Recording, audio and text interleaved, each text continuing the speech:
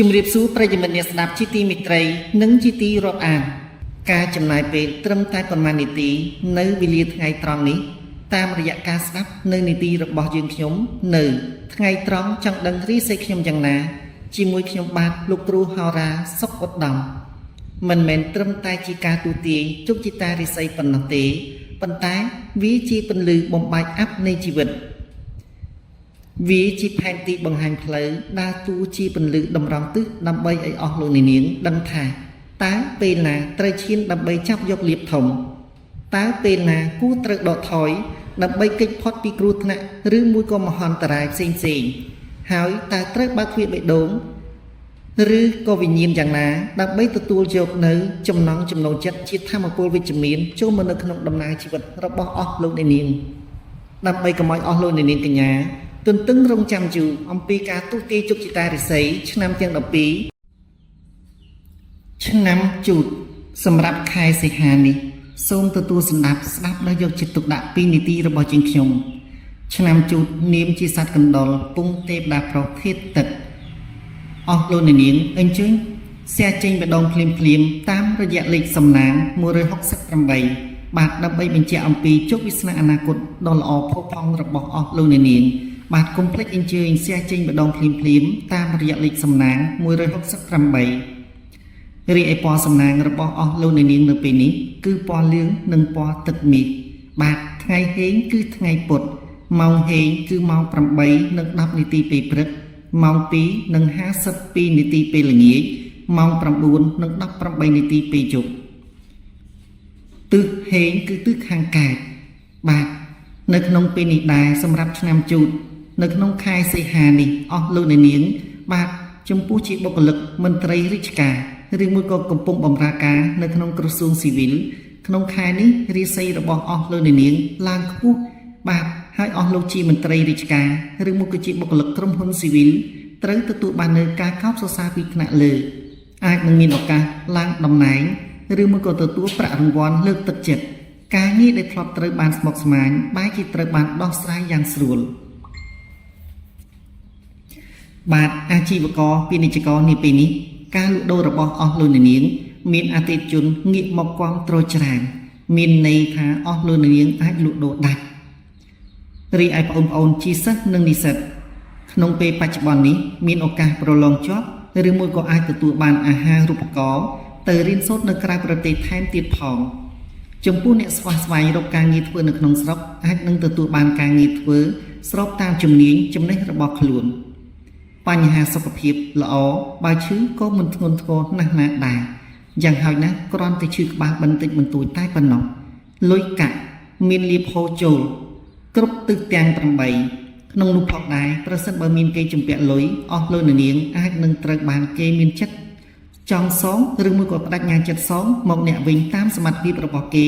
ដែលរកប្រាក់មកសងអ្នកជាបន្តបន្ទាប់នៅក្នុងទំនាក់ទំនងស្នេហាអស់លោកនាងមួយចំនួនជាយុវចាស់នឹងត្រូវអាចមានការយល់ចិត្តគ្នាសារជាថ្មីចំពោះបងប្អូនយុវវ័យអាចនឹងត្រូវបានសម្រេចចិត្តនិងមានទំនាក់ទំនងស្អិតរមួតអាចយល់ចិត្តគ្នាហើយក៏នឹងសន្យាថានឹងរៀបការជាមួយគ្នានៅពេលឆាប់ខាងមុខនេះហើយមិនតែប៉ុណ្ណោះចំពោះអស់លោកនាងមួយចំនួនទៀតជាយុវវ័យដូចគ្នាដែរអាចនឹងត្រូវបានជួបគូស្នេហ៍ដែលចៃដន្យឬមួយក៏គូព្រេងមកពីឆ្ងាយមកពីបរទេសថែមទៀតផងដំណើរកំសាន្តទិសកើតនាំមកនូវសេចក្តីសុខនិងលាភសក្ការៈជូនចំពោះអស់លោកនាងបាទកុំភ្លេចប្រសិនបើអស់លោកនាងបាទមានតម្រូវការចង់ទូទាយជោគជតារិស័យផ្ទាល់ខ្លួនអញ្ជើញលើកទូរស័ព្ទភ្ជាប់ទំនាក់ទំនង Telegram តាមរយៈលេខ012 64 5118មួយខ្សែទៀត097 77 62 844ក្នុងនោះផងដែរប្រសិនបើអស់លោកនាងនៅក្នុងសង្គមគ្រួសារមានការមិនសូវចុះសម្រុងជាមួយគ្នាបាទអញ្ជើញជាវនៅរបស់មង្គលដូចជាកន្សែងយ័ន្តកន្សែងស្នេហ៍ឬមួយក៏មានអ្វីកិច្ចផ្សេងដែលនីតិយើងនឹងអាចជម្រាបជូននៅពេលដែលអស់លោកនាងប្រឹក្សាយោបល់ជាមួយខ្ញុំលោកគ្រូមាត់ទឹកសុខឧត្តមបាទនៅក្នុងនោះផងដែរអស់លោកនាងឆ្នាំជូតមួយចំនួនក៏មានបញ្ហាវិបដិសារីច្រើនណាស់ដែរបើទោះបីជា នៅក្នុងខែសីហានេះដូចខ្ញុំបានជម្រាបអស់លោកនាងមួយចំនួនកំពុងតែត្រូវទទួលបាននៅរាសីខ្ពង់ខ្ពស់យ៉ាងណាក៏ដោយក៏ប៉ុន្តែមានជានារីឆ្នាំជូតខ្លះបែរជាមានវាសនាអភ័ព្វបាទត្រូវបានស្វាមីមិនសូវយកចិត្តទុកដាក់ជាមួយនាងឬមួយក៏មានស្រីថ្មីធ្វើនាងអស់សង្ឃឹមក្នុងដំណើរជីវិតក៏អាចថាបានចំពោះជាបរិះវិញក៏ត្រូវមានការរកកម្មរកុសក្នុងសង្គមគ្រួសារឬមួយក៏នៅទីកន្លែងធ្វើការក៏ត្រូវបានមានការមិនចុះសម្រុងជាមួយមិត្តរួមការងារឬមួយក៏ថ្នាក់លើកំពុងតែចាប់អារម្មណ៍យកចិត្តទុកដាក់នៅក្នុងការតាមដាននៅភាពអសកម្មឬមួយក៏យើងខិតខំធ្វើការយ៉ាងណាក៏ដោយក៏នៅតែមិនត្រូវចិត្តថ្នាក់លើដដែលចុះហេតុដូចម្តេចបានជាខ្ញុំបាននិយាយថាអស់លោកនាងនៅពេលនេះសម្រាប់ខែសីហាបែរជាមានរាសីខ្ពស់នោះគឺសម្រាប់ខែសីហានេះបាទជុំចំពោះឆ្នាំជូតមួយចំនួនបាទមិនមែនទាំងស្រុងនោះទេបាទដូច្នេះដំណើរជីវិតរបស់អស់លោកនាងដើម្បីបំបត្តិក្តីកង្វល់ទុក្ខព្រួយសម្រាប់នៅក្នុងដួងចិត្តរបស់អស់លោកនាងគួរតែអញ្ជើញជួបជាមួយខ្ញុំប្រឹក្សាយោបល់ហើយកុំភ្លេចអញ្ជើញថតនៅខ្សែបាតដៃស្ដាំនឹងឆ្វេងមកខាងមួយប៉ុស្តិ៍ផ្ញើមកកាន់នីតិរបស់ជាងខ្ញុំបាទរួមជាមួយថ្ងៃខែឆ្នាំកំណើតដើម្បីទស្សទាយជោគជតារិស័យតខ្លួនថាតើជីវិតរបស់អស់លោកនាងបាទជួបប្រទះទៅនឹងវាសនាឬមួយក៏ដំណើរនៅក្នុងជីវិតរបស់អស់លោកនាងយ៉ាងណាហើយត្រូវប្រឹក្សាយោបល់ថាគួរធ្វើអ្វីជាអ្វីដើម្បីជាគ្រឿងដើម្បីសម្រាប់ការពារខ្លួននិងដើម្បីលើកស្ទួយកិត្តិយសរបស់អស់លោកនាងឲ្យសមប្រកបទៅនឹងសមត្ថភាពរបស់អស់លោកនាងកញ្ញាបាទកុំភ្លេចអញ្ជើញប្រឹក្សាយោបល់ជាមួយខ្ញុំបាទលោកគ្រូមាត់ទើបសុកឧត្តមនៅពេលនេះខ្ញុំបាទលោកគ្រូមាត់ទើបសុកឧត្តមសូមគោរពជម្រាបលាសូមអរគុណមុននឹងជម្រាបលាក៏សូមថ្វាយជូននិងប្រគេនជូនបាទពុទ្ធពរទាំង4ប្រការជូនចំពោះព្រះថេរានុថេរៈគ្រប់ព្រះអង្គព្រមទាំងសូមជូនដល់ជនរួមជាតិកម្ពុជាយើងដែលជិតនឹង18លាននាក់នាពេលបច្ចុប្បន្ននេះសូមជួបប្រទះតែនឹងសេចក្តីសុខចម្រុងចម្រើនមានសុខភាពល្អ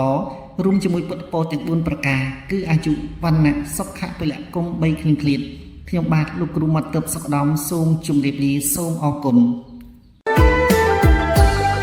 មុនស្នេហ៍សំដីកំឡងហោរាសំលេងសារិកាពីរោះរំដំសំដីផ្អែមល្ហែមដូចជាទឹកខ្មុំលាន់លឺរងំនៅក្នុងសោតាលោកគ្រូសុកអត់ដំទាយឈុតអ្វីម្លេះទេ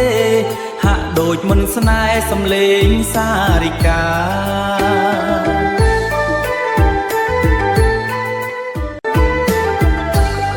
មុនស្នេហ៍សំដីកំឡងហោរា